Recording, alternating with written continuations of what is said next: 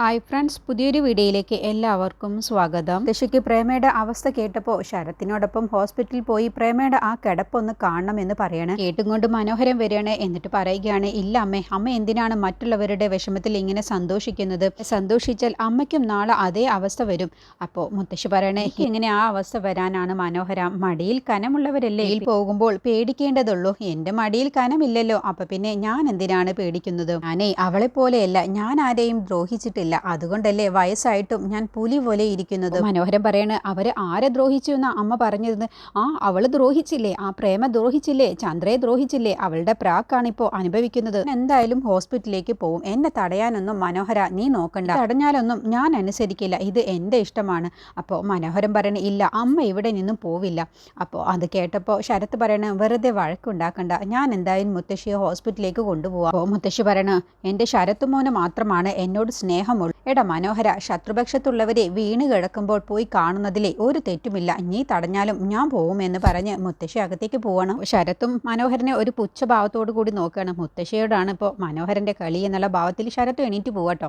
അപ്പോൾ മനോഹരൻ, ഇവിടെ നിന്നും അമ്മ പോകുന്നത് ഞാനൊന്ന് കാണട്ടെ എന്നുള്ള ഭാവത്തിലാണ് മനോഹരൻ ഇരിക്കുന്നത്. പിന്നീട് നിരഞ്ജൻ്റെ ഫോണിലേക്ക് മാലിനി വിളിക്കുകയാണ്. എന്നിട്ട് പറയണ, ഞാൻ മാലിനിയാണ്, എനിക്ക് മനസ്സിലായി, ഞാൻ വിളിച്ചത് എൻ്റെ ബർത്ത്ഡേ ആണ്, എന്തായാലും നിരഞ്ജൻ ഡോക്ടർ വരണം. ഇത്തവണ ഞാനാണോ ഗസ്റ്റ്? അതെ, ഞാൻ കാത്തിരിക്കും, ഉറപ്പായും ഞാൻ വരാം മാലിനി എന്നും പറഞ്ഞിട്ടാണ് കേട്ടോ മാലിനി ഫോൺ വെക്കുന്നത്. അങ്ങനെ ഫോൺ വെച്ച ശേഷം നിരഞ്ജനും ഫോൺ കട്ടാക്കാൻ ഒരുങ്ങാണ്ട്. അപ്പോഴാണ് അക്ഷര അവിടേക്ക് വരുന്നത്, നിരഞ്ജൻ കാണുന്നത്. അപ്പോൾ അക്ഷര കേൾക്കാൻ വേണ്ടി, അക്ഷരയ്ക്ക് നിരഞ്ജനിൽ ഒരു സംശയം വരുത്താൻ വേണ്ടി മനഃപൂർവ്വം നിരഞ്ജൻ സംസാരിക്കുകയാണ്. അങ്ങനെയാണോ? എല്ലാം ഓർമ്മയുണ്ട്, കഴിഞ്ഞതൊന്നും ഞാൻ മറന്നിട്ടില്ല, നമ്മൾ സ്ഥിരമായി ക്യാൻറ്റീനിൽ കാപ്പി കുടിക്കാൻ പോവാറില്ലേ, ഞാൻ അതൊന്നും മറന്നിട്ടില്ല. പിന്നെ ബില്ല് കൊടുക്കുന്ന നേരത്താവും നമ്മൾ രണ്ടുപേരും സ്ഥിരം തർക്കിക്കാറുള്ളത്. അപ്പോഴത്തേക്കും അക്ഷര നിരഞ്ജൻ്റെ അടുത്തേക്ക് വരികയാണ്. എന്നാൽ ശരി, ഞാൻ പിന്നെ വിളിക്കാം എന്ന് പറഞ്ഞ് ഫോൺ കട്ടാക്കുക കേട്ടോ. അപ്പം തന്നെ അക്ഷരയ്ക്ക് ഒരു സംശയം വരികയാണ്, ആരായിരുന്നു ഫോണിൽ? അതെൻ്റെ ഒരു ഫ്രണ്ടാണ്. ഫ്രണ്ടിന് എന്താ പേരില്ല? പേരൊക്കെ ഉണ്ട്, പക്ഷേ നിന്നോടത് പറയാൻ എനിക്ക് താല്പര്യമില്ല. എന്താ പേര് പറഞ്ഞാലും നിനക്കറിയില്ല, അതുകൊണ്ടാണ് പറയാത്തത്. അതെന്താ, പേര് പറഞ്ഞാൽ എനിക്ക് അറിയില്ലെങ്കിലും ഒന്ന് പറയാലോ? ഇതിപ്പോൾ എന്തോ ഒരു കള്ളത്തരമുണ്ടല്ലോ. കള്ളത്തരമോ? എന്ത് കള്ളത്തരം? അതെ, ഏതോ ഒരു കോളേജ് മേറ്റ് ആണ് വിളിച്ചിട്ടുള്ളത്, അതുകൊണ്ടാണ് എന്നെ കണ്ടപ്പോൾ ഫോണ് കട്ടാക്കിയത്. നിങ്ങൾ തമ്മിൽ ക്യാൻറ്റീനിൽ കാപ്പി കുടിച്ചതിനൊക്കെ പറയുന്നുണ്ടായിരുന്നല്ലോ. അപ്പം നീ എല്ലാം കേട്ടല്ലേ? കേട്ടു. പിന്നെ എന്നോട് ഇങ്ങനെയൊന്നും സംസാരിക്കുന്നത് എനിക്ക് ഇഷ്ടമല്ല. അതിന് ഇങ്ങനെയൊക്കെ സംസാരിക്കുന്നത് ഇഷ്ടമല്ലെങ്കിൽ അങ്ങനെ സംസാരിക്കാനുള്ള അവസ്ഥ വരുത്തിയത് ഞാനാണോ? അതെ, എന്നെ വെറുതെ ഭരിക്കാനൊന്നും വരണ്ട, രാവിലെ തന്നെ എന്നെ വെറുതെ ദേഷ്യം പിടിപ്പിക്കാൻ നിൽക്കണ്ട എന്ന് പറഞ്ഞ് നിരഞ്ജൻ അങ്ങ് പോവാണ്. നിന്റെ ഭർത്താവാണ്, അല്ലാതെ ഞാൻ നിന്റെ അടിമയൊന്നുമല്ല. ഈ ഇടയായിട്ട് എനിക്ക് നിന്റെ സ്വഭാവം തീരെ ഇഷ്ടപ്പെടുന്നില്ല എന്ന് പറഞ്ഞിട്ടാണ് നിരഞ്ജൻ പോകുന്നത്. അങ്ങനെയുള്ള വാക്കുകൾ പറഞ്ഞതോടുകൂടി അക്ഷരയുടെ കണ്ണുകളൊക്കെ നിറയുകയാണ് കേട്ടോ. എന്നിട്ട് അക്ഷര മനസ്സിൽ ചിന്തിക്കുകയാണ്, ഇങ്ങനെയൊന്നും എന്നോട് സംസാരിക്കാറില്ല, എന്ത് സ്നേഹത്തിൽ സംസാരിച്ചിരുന്ന ആളാണ് ഇപ്പോൾ എന്നെ ഇഷ്ടമില്ലാത്തതുപോലെയാണല്ലോ എന്നുള്ള ഭാവത്തിലാണ് കേട്ടോ വിഷമത്തിൽ കരഞ്ഞുകൊണ്ട് നിൽക്കുന്നത്. അങ്ങനെ കണ്ണ് തുടച്ച ശേഷം അക്ഷര റൂമിലേക്ക് പോകാൻ ഒരുങ്ങാണ്. അപ്പോഴാണ് ജയശങ്കർ ഇതൊക്കെ കേട്ടിട്ടുണ്ടാവും. അപ്പോൾ ജയശങ്കർ പറയണേ, എന്താണ് രാവിലെ തന്നെ നിങ്ങൾ രണ്ടുപേരും എന്തോ ഒരു വഴക്ക് പോലെ കേട്ടല്ലോ, എന്താ പ്രശ്നം? ഒന്നുമില്ല ഡാഡില്ലോ, നിരഞ്ജൻ നിന്നോട് എന്തോ ദേഷ്യപ്പെട്ട് സംസാരിക്കുന്നത് പോലെ എനിക്ക് തോന്നി. നിനക്കങ്ങനെ കണ്ടവരുടെ വഴക്ക് കേൾക്കേണ്ട ഒരു ആവശ്യവുമില്ല, അതിന് ഞാൻ സമ്മതിക്കില്ല.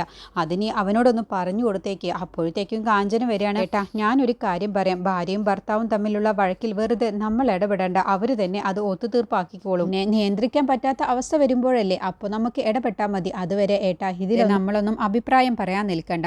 അങ്ങനെയാണെങ്കിൽ അങ്ങനെ, എനിക്ക് കുഴപ്പമൊന്നുമില്ല. നിങ്ങൾക്ക് കുഴപ്പമില്ലെങ്കിൽ പിന്നെ എനിക്ക് എന്ത് കുഴപ്പമാണുള്ളത്? പക്ഷേ ഒരു കാര്യം ഞാൻ പറയാം അക്ഷരേ, ഇപ്പോൾ മനസ്സിലായില്ലേ ഞാൻ പറഞ്ഞതിൻ്റെ അർത്ഥമൊക്കെ? അവനെ ഇങ്ങനെ അഴിച്ചു വിടുമ്പോൾ തന്നെ ഞാൻ പറയാറില്ലേ, അപ്പം നീ അതൊന്നും വാക്കിന് ഒരു വിലയും കൽപ്പിച്ചില്ലല്ലോ. അപ്പോൾ അക്ഷര പറയണം, അതിനിപ്പോൾ ഡാഡി ഇവിടെ എന്തുണ്ടായി എന്നാ ഡാഡി പറയുന്നത്? ഇപ്പോൾ വലിയ ആനക്കാരമായിട്ടൊന്നും ഡാഡി എടുക്കേണ്ട, ഞങ്ങൾ തമ്മിലുള്ള പ്രശ്നം അത് ഞങ്ങൾ തന്നെ തോളാം. അപ്പോൾ കാഞ്ചന പറയണേ, നിങ്ങളതിന് വല്ലാതെ ഭരണമല്ലേ നിരഞ്ജനോട് കാണിക്കുന്നത്, പ്രത്യേകിച്ച് നിന്റെ ഡാഡി. ഭരണം കുറച്ച് കൂടുതലാണ്. ഒരു കാര്യം നിങ്ങൾ രണ്ടുപേരും മനസ്സിലാക്കിക്കോ, നിങ്ങളുടെ ഭാഗത്തുമുണ്ട് കുറ്റങ്ങളും കുറവുകളും, അത് മനസ്സിലാക്കി പെരുമാറിക്കോളൂ. ഇങ്ങോട്ട് തിരിച്ച് അങ്ങനെ ഒരു ചോദ്യം വന്നാൽ നിങ്ങൾ എന്തുത്തരം പറയും? നിരഞ്ജൻ നിങ്ങളോട് അങ്ങനെ ഒരു ചോദ്യം ചോദിച്ചാൽ നിങ്ങൾ എന്ത് ഉത്തരം പറയും? അതുകൂടി മനസ്സിലാക്കിക്കോ എന്ന് പറഞ്ഞാണ് കേട്ടോ കാഞ്ചന പോകുന്നത്. ജയശങ്കർ പറയണ, അവൾ പറഞ്ഞിട്ട് പോകുന്നത് കേട്ടില്ലേ, നമുക്ക് ഇങ്ങനെ ഒരു അവസ്ഥ വരുത്തിയത് അവളും അവൻ്റെ മോനുമാണ്, എന്നിട്ടിപ്പോൾ കുറ്റം മുഴുവൻ നമുക്കും.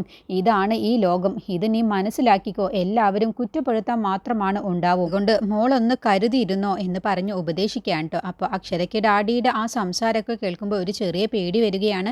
പിന്നീട് നിരഞ്ജൻ പോയിട്ടുണ്ടാകും. പോകുന്നുണ്ടാവുക നേരെ വിശാലിൻ്റെ അടുത്തേക്കാണ്. എന്നിട്ട് വിശാലും നിരഞ്ജനും കൂടി സംസാരിക്കുകയാണ്. അപ്പോൾ കള്ളന്മാർ കയറിയതിനെ കുറിച്ച് കേട്ടപ്പോൾ വിശാൽ പറയാണ്, അവർ മോഷ്ടിക്കാനല്ല വന്നത് എങ്കിൽ അവർക്ക് മറ്റെന്തോ ഒരു ഉദ്ദേശത്തിനാണ് അവിടേക്ക് വന്നത്. മറ്റെന്ത് ഉദ്ദേശം?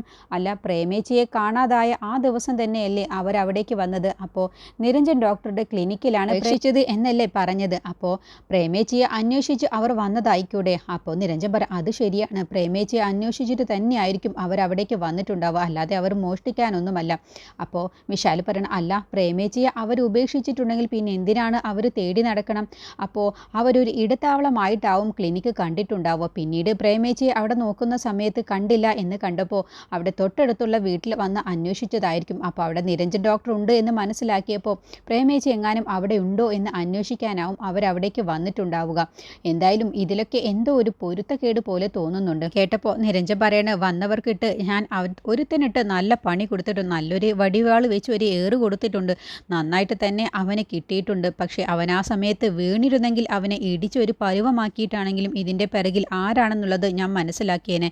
ഇപ്പോഴും എനിക്കൊരു ചെറിയ സംശയമുണ്ട്, പക്ഷേ ആ സംശയം തുറന്നു പറയാൻ കഴിയില്ലല്ലോ. കേട്ടപ്പോൾ വിശാൽ പറയണേ, എന്തായാലും അമ്മയെ ഇനി അവിടെ തനിച്ച് താമസിപ്പിക്കുന്നത് ശരിയല്ല, അവരോടൊപ്പം താമസിപ്പിച്ചാൽ മതി. അത് കേട്ടപ്പോൾ രഞ്ജൻ പറയണേ, എന്നോടൊപ്പം വീട്ടിൽ കൊടുന്ന് താമസിപ്പിക്കുമ്പോൾ അത് ജയശങ്കർ സാറിന് ഇഷ്ടപ്പെടില്ല. ഇനിയിപ്പോൾ ഞാനും അമ്മയോടൊപ്പം താമസിക്കും, കുറച്ച് ദിവസം അവിടെ ഞാനും താമസിക്കുന്നതാണ് ഇനി ശരി. അപ്പോൾ അക്ഷര തനിച്ചാവില്ലേ എന്ന് വിശാൽ ചോദിക്കുമ്പോൾ, കുഴപ്പമില്ല, കുറച്ച് ദിവസമൊക്കെ തനിച്ച് താമസിക്കട്ടെ, എന്നും ഇപ്പോൾ എല്ലാവരും ഒപ്പം ഉണ്ടാവില്ലല്ലോ, എപ്പോഴെങ്കിലും തനിച്ച് ജീവിക്കേണ്ട അവസ്ഥ വരുമല്ലോ, അപ്പോൾ ഒന്ന് ശീലമാകുന്നത് നല്ലതാണ്. കേട്ടപ്പോൾ വിശാൽ എന്താ നിരഞ്ജൻ ഡോക്ടർ ഇങ്ങനെ സംസാരിക്കുന്നത് എന്നുള്ള ഭാവത്തിലാണ് കേട്ടോ നോക്കുന്നത്. എന്നിട്ട് രണ്ടുപേരും കൂടി അവിടെ നിന്ന് പോവാണ്. ഇവിടെ നിരഞ്ജൻ നേരെ സ്വാമിയെ കാണാൻ വേണ്ടി അവരുടെ വീട്ടിലേക്ക് ചെല്ലാൻ കേട്ടോ. എന്നിട്ട് സ്വാമി ഒട്ടും പ്രതീക്ഷിക്കുന്നില്ല നിരഞ്ജൻ ഡോക്ടറെ കണ്ടപ്പോൾ, എന്താ ഡോക്ടർ ഇവിടെ?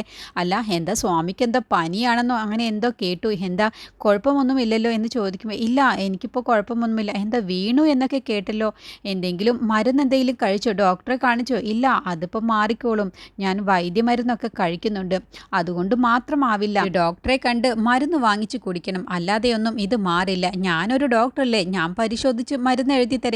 അതൊന്നും വേണ്ട നിരഞ്ജൻ ഡോക്ടർ, ഒരു ദിവസം റെസ്റ്റ് എടുത്താൽ തന്നെ എനിക്ക് മാറാവുന്നതേ ഉള്ളൂ. അങ്ങനെ മാറില്ല, കാരണം ഞാൻ വടികൊണ്ടല്ലേ എറിഞ്ഞത്. കേട്ടപ്പോൾ സ്വാമി പെട്ടെന്നങ്ങ് പതറുകയാട്ടോ. എന്നിട്ട് പറയാണ്, വടികൊണ്ട് ആർക്കിട്ടാ വടികൊണ്ട് എറിഞ്ഞത്?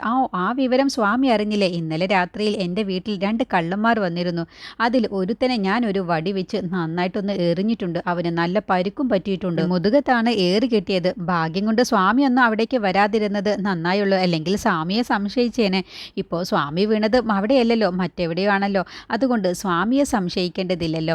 അതൊക്കെ അർത്ഥം വെച്ചുകൊണ്ടാണ് കേട്ടോ നിരഞ്ജൻ പറയുന്നത്. അപ്പോഴൊക്കെ സ്വാമി ഒരു കള്ള നോട്ടം നോക്കുന്നുണ്ട്. എന്നിട്ട് പറയണേ, എന്നാൽ ശരി, സ്വാമിക്ക് ഇനി വേദന കൂടുകയാണെങ്കിൽ എന്നെ ഒന്ന് ഫോൺ വിളിച്ചാൽ മതി, ഞാൻ മരുന്നിനുള്ളതൊക്കെ എഴുതി തരാമെന്ന് പറയാം കേട്ടോ. അങ്ങനെയാണ് നിരഞ്ജൻ പോകുന്നത്. അങ്ങനെ നിരഞ്ജൻ പോകുന്ന സമയത്ത് സ്വാമിയെ ഒന്ന് നോക്കുന്നുണ്ട്, നീ എത്രത്തോളം ഏതുവരെ പോകും എന്നുള്ള ഭാവത്തിൽ കേട്ടോ. പിന്നീട് ഇതിൻ്റെ അടുത്തേക്ക് ചന്ദ്ര വരികയാണ്. എന്നിട്ട് ചോദിക്കുകയാണ്, അല്ല, വിഷ്ണുവിനെ ജാമ്യത്തിൽ ഇറക്കുന്നതിനെ കുറിച്ച് എന്താ സിദ്ധു ഒന്നും പറയാത്തതോ? അതോ അതിപ്പോൾ ഞാൻ തീരുമാനിക്കുന്നില്ല. അതെന്താ, പ്രേമിച്ചയെ കിട്ടിയാൽ സിദ്ധു വിഷ്ണുവിനെ പുറത്തിറക്കാനെന്നല്ലോ പറഞ്ഞത്, എന്നിട്ടിപ്പോൾ പ്രേമിച്ചയെ കിട്ടിയിട്ട് എന്താ ഇങ്ങനെ പറയുന്നത്? അതോ പ്രേമേച്ചിയുടെ അവസ്ഥ നീ കണ്ടില്ലേ? അതും ഞാനും തമ്മിൽ എന്ത് ബന്ധമാണുള്ളത്? അതിനെക്കുറിച്ചൊന്നും ഞാനിപ്പോൾ തൽക്കാലം പറയുന്നില്ല, അതുകൊണ്ട് പ്രേമേച്ചി സംസാരിച്ചു തുടങ്ങട്ടെ, എന്നിട്ടാണ് ഞാൻ ഇനി വക്കീൽ കോട്ട് അണിയും. അപ്പോൾ വിഷ്ണുവിനെ പുറത്തിറക്കുന്ന കാര്യത്തെക്കുറിച്ച് ഇപ്പോൾ തീരുമാനിക്കില്ല എന്നാണോ പറഞ്ഞു വരുന്നത്? അതെ, വിഷ്ണുവിനെ പുറത്തിറക്കുന്ന കാര്യത്തെക്കുറിച്ച് ഞാനിപ്പോൾ തീരുമാനിക്കുന്നില്ല. അങ്ങനെയാണെങ്കിൽ ഡിവോഴ്സിൻ്റെ കാര്യത്തിലും എനിക്കും ചില തീരുമാനങ്ങൾ എടുക്കേണ്ടി. എന്താ, നീ എന്നെ ഭീഷണിപ്പെടുത്തുകയാണ്? അങ്ങനെ തന്നെ കൂട്ടിക്കോ, ഞാൻ വിഷ്ണുവിനെ ഉറപ്പായും പുറത്തിറക്കിയിരിക്കും. അത് ഞാൻ ഏത് വക്കീലിനെ വെച്ചിട്ടാണെങ്കിലും പുറത്തിറക്കാനുള്ള ശേഷി ഇപ്പോൾ ഇന്ന് എനിക്കുണ്ട്. നീ അങ്ങനെ ഒന്ന് പുറത്തിറക്കാൻ വേണ്ടി നോക്ക്, വിഷ്ണുവിന് ഒരിക്കലും ജാമ്യം കിട്ടില്ല. അതിനുള്ള വഴിയൊക്കെ ഞാനും നോക്കിക്കൊണ്ട്. നീ എത്ര തന്നെ ശ്രമിച്ചിട്ടും കാര്യമില്ല, വിഷ്ണുവിന് ഒരിക്കലും ജാമ്യം കിട്ടില്ല. അതിനൊക്കെ എന്താ ചെയ്യേണ്ടത് എന്നൊക്കെ എനിക്കറിയാം. എൻ്റെ പ്രേമിച്ച് സംസാരിക്കാതെ ഞാൻ ഒരിക്കലും കോട്ട് അണിയുകയുമില്ല, നിന്റെ വിഷ്ണു പുറത്തിറങ്ങുകയുമില്ല എന്ന് പറഞ്ഞിട്ടാണ് ഹോസ്പിറ്റലിലേക്ക് പോകുന്നത്. പിന്നീട് രംഗം വിഷമിച്ചിരിക്കുമ്പോൾ ദേവിക വരികയാണ്. എന്നിട്ട് ആശ്വാസവാക്കുകൾ പറയുകയാണ്, എനിക്ക് പ്രേമയുടെ ഈ അവസ്ഥ കണ്ടിട്ട് എനിക്കെന്തോ വല്ലാത്ത പേടിയാവുന്നു, ഒരിക്കലും പ്രേമ ഇനി തിരിച്ചു വരില്ല എന്നുള്ള പോലെയാണ് എനിക്ക് തോന്നുന്നത് എന്ന് പറയുമ്പോൾ ദേവിക പറയണ, ഒരിക്കലും ആത്മവിശ്വാസം കൈവിടരുത്, കൈവിട്ടാൽ പിന്നെ തളർന്നു പോവും. നമ്മളിപ്പോൾ പ്രേമിച്ച് വരുമെന്നുള്ള വിശ്വാസം നമുക്ക് ഉറപ്പുണ്ടായിരുന്നില്ല, അതുപോലെ പ്രേമിച്ച് വന്നില്ല. അതുപോലെ പാർവതി അമ്മയും വരുമെന്നുള്ള വിശ്വാസം എനിക്കുണ്ട്, എൻ്റെ അമ്മയും ഇന്നല്ലെങ്കിൽ നാളെ വരുമെന്നുള്ള ആ വിശ്വാസത്തിലാണ് ഞാനുള്ളത് പറഞ്ഞ് ദേവിക്ക് പോകുമ്പോഴാണ് സിദ്ധു വരുന്നത്. അപ്പോൾ സിദ്ധുവിൻ്റെ മുഖം വാടിയത് കാണുമ്പോൾ എന്തു പറ്റി എന്ന് ചോദിക്കുകയാണ്. പ്രേമേച്ചിയുടെ അവസ്ഥ ഓർത്തിട്ടാണോ? അതുമാത്രമല്ല ചന്ദ്രയുമായിട്ടൊന്ന് ചെറുതായിട്ട് വഴക്കുണ്ടായി. പിന്നെ ചന്ദ്ര വിഷ്ണുവിനെ പുറത്തിറക്കുന്നതിനെ കുറിച്ച് എന്നോട് സംസാരിച്ചത്. എനിക്കിപ്പോൾ അതല്ല, ശരത്തും ചന്ദ്രയും തമ്മിൽ നല്ല കൂട്ടുണ്ട്. അവർക്ക് തമ്മിൽ എന്തൊക്കെയോ പരസ്പരം അറിയാം. ചന്ദ്രയെക്കുറിച്ചെല്ലാം ശരത്തിനും അറിയാം, ശരത്തിനെ കുറിച്ചെല്ലാം ചന്ദ്രയ്ക്കും അറിയാം. ദേവിക പറയണേ, വിഷ്ണുവിനെ എത്രയും പെട്ടെന്ന് പുറത്തിറക്കണം. എന്നാൽ പിന്നെ ചന്ദ്രയുടെ ശല്യം ഇല്ലാതാവും. അതോടുകൂടി ശരത്തിൻ്റെ കൂട്ടുകെട്ടും ഇല്ലാതാവും. അതാണ് നമുക്ക് വേണ്ടത്. ശരത്തിൻ്റെ കാര്യം പിന്നെ ഞാൻ ഏറ്റു. അവൻ്റെ അന്ത്യം ഞാൻ കുറിച്ചതാണ്.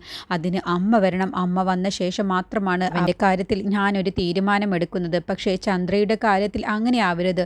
സിദ്ധുവിനെ എത്രയും പെട്ടെന്ന് ചന്ദ്രയെ ഒഴിവാക്കി ആ ഒരു തലവേദന ഇല്ലാതാക്കാമല്ലോ. അതാണ് നല്ലത്.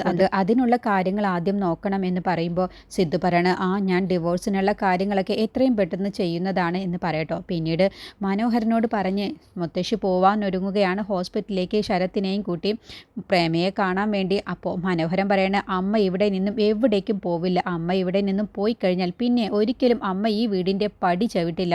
അതിന് ഞാൻ സമ്മതിക്കില്ല. അമ്മ ഇവിടെ നിന്നും എവിടേക്കും പോവില്ല. ഞാൻ അമ്മയുടെ മോനാണെങ്കിൽ അതിന് സമ്മതിക്കില്ല. മനോഹര, നീ ഒന്ന് പറഞ്ഞത് കേൾക്ക്. ഇല്ല, അമ്മ കൂടുതൽ സംസാരിക്കേണ്ട. അപ്പോൾ ശരത്ത് പറയണ, മുത്തശ്ശിക്ക് തീരുമാനമെടുക്കാൻ അവകാശമില്ലേ അച്ഛ എന്ന് ചോദിക്കുമ്പോൾ, ഏത് വകയിലാടാ ഞാൻ നിൻ്റെ അച്ഛനാവുന്നത്? ഇനി മേലിൽ എന്നെ അച്ഛ എന്ന് വിളിച്ചു പോവരുത്. ഇതുപോലെ നീ ഓരോരുത്തരെ ഇവിടെ നിന്ന് കൂട്ടിക്കൊണ്ടുപോയ ശേഷമാണ് ഈ വീട്ടിൽ ആളില്ലാതായത്. അതുകൊണ്ട് ഞാനിവിടെ തീരുമാനിക്കുന്നതാണ് നടക്കുക. ഒരു നല്ല കാര്യത്തിനാണ് പോകുന്നതെങ്കിൽ ഞാൻ തടസ്സം നിൽക്കില്ല. ഇതിപ്പോൾ അങ്ങനെയല്ലല്ലോ. അതുകൊണ്ട് അമ്മ ഇവിടെ നിന്ന് പോവില്ല എന്ന് പറഞ്ഞ് കടുത്ത ഒരു തീരുമാനമെടുക്കുകയാണ്. അമ്മയുടെ മോന് ഞാനാണ്. അമ്മയും ശരത്തും തമ്മിൽ ഒരു ബന്ധവുമില്ലല്ലോ. അതുകൊണ്ട് അമ്മ ഞാൻ പറയുന്നത് അനുസരിച്ചാൽ മതി എന്ന് പറഞ്ഞതോടുകൂടി മുത്തശ്ശിക്ക് പിന്നെ ഉത്തരം മുട്ടുകയാണ് കേട്ടോ. അങ്ങനെ മനോഹരനെ പേടിച്ച് പ്രേമയെ കാണാൻ പോവുക എന്നുള്ള ആ ഒരു വാശി മുത്തശ്ശി അങ്ങ് മാറ്റിവെക്കുകയാണ്. അതോടുകൂടി ശരത്തിൻ്റെ ഉദ്ദേശവും നടക്കാതെ പോവുകയാണ്.